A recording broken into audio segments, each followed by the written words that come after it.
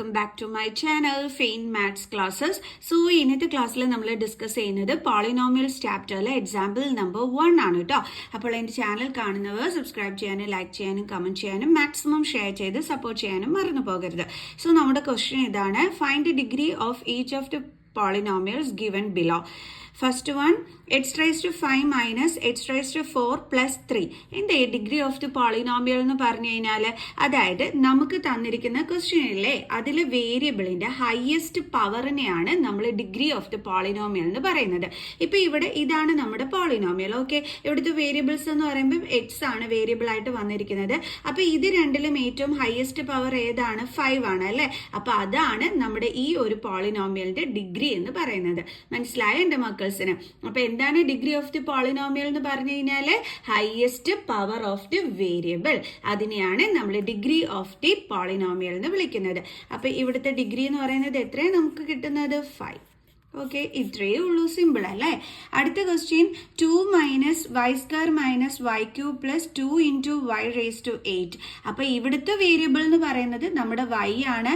ആ വൈയില് ഏറ്റവും വലിയ പവർ ഏതാ വന്നിരിക്കുന്നത്? 8. അപ്പൊ ഇവിടുത്തെ ഡിഗ്രി എന്ന് പറയുന്നത് എന്താണ്? 8. ഓക്കെ, അടുത്ത ക്വസ്റ്റ്യൻ 2. നോക്കിയപ്പോൾ ഇവിടെ വേരിയബിൾ ഇല്ല. നമ്മൾ പഠിച്ചിരിക്കുന്നത് എന്താണ്? വേരിയബിളിലെ ഹയസ്റ്റ് പവറിനെയാണ് ഡിഗ്രി ഓഫ് ദി പോളിനോമിയൽ എന്ന് വിളിക്കുന്നതെന്ന്. അയ്യോ, ഇവിടെ വേരിയബിൾ ഇല്ല, ഇനി എങ്ങനെ കണ്ടുപിടിക്കും നമ്മൾ ഡിഗ്രി ഓഫ് ദി പോളിനോമിയലിനെ? എങ്ങനെയാ കണ്ടുപിടിക്കണേ?